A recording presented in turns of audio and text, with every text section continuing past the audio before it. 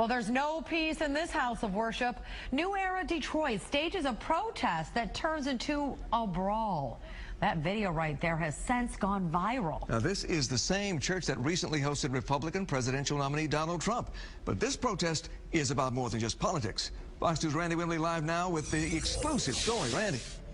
Yeah, guys, this has a lot more to do than just politics. New Era Detroit, they call it church accountability, taking congregations to task for not serving the community in their estimation as those churches should. They say something doesn't add up when a pastor makes a lot of money, drives a luxury car, and yet the people who live near his church are in poverty.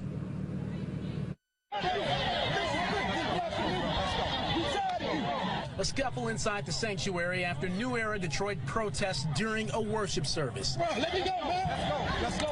Zeke, the leader of the group, offered no apologies for the dust-up at Great Faith Ministry Saturday, only the reasoning behind it. This situation is bigger than just Wayne T. Jackson. This is about black churches and black pastors who live a lavish life on behalf of the people, and they're not giving back to their community. He's referring to Bishop Wayne T. Jackson, the wealthy pastor that welcomed Donald Trump, drives a Rolls Royce, and lives in a mansion.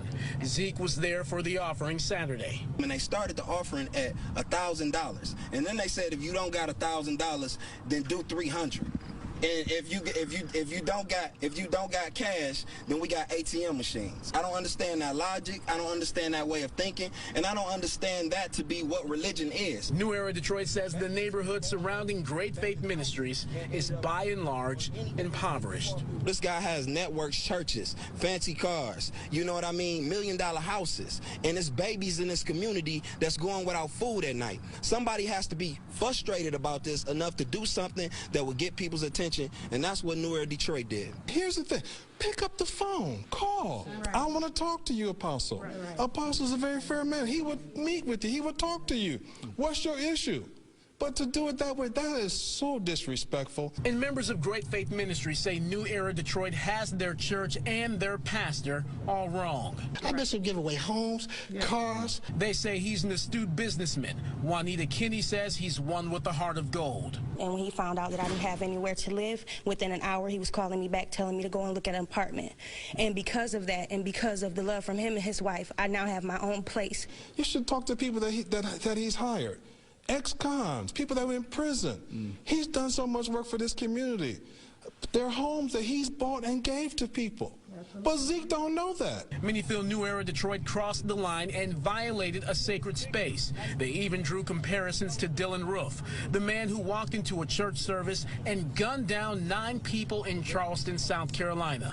They can't come in here and think they're going to take over our service, have our women and children, mothers up in here terrified, and they're talking about that they are out there protecting the community. Right. This is a community up in here. Yeah, that's right. Hindsight is 2020. Given all this being said, would you do it all over again? Absolutely. We would definitely do it all over again. Would we tweak something? Absolutely. We would probably tweak up a few things and change it, but going back, no. We would definitely go in there again, and they better get their act together because we just might be back. Even so, the leader of New Era Detroit says he is open to having a sit-down with Bishop Wayne T. Jackson and the pastors of other churches that New Era Detroit has protested. Stay tuned. Hugh, Taryn. Well, Randy, I mean, $1,000 is a lot of money to ask for an offering, but you said about a conversation, but what does the New Era group want the bishop to do, and what do they plan to do if he doesn't? Well, you heard just in that last soundbite, they may show up here again. We don't know if that's going to happen, but he said that's something that they're definitely open to. But New Era Detroit, they say they want to see churches doing more to better serve and improve the living conditions of the communities in which those churches are in. And so this is a story that raises a lot of questions about the function of a church. What does a local congregation owe the community that it's in? And so New Era Detroit, they're definitely raising that issue. They say there are some churches that are doing a good job of this, but in their estimation, there are many that are not, Great Faith Ministries being one of them. It is certainly interesting because we know he's not the only rich preacher out there. So obviously more to come on this one. Thanks, Randy.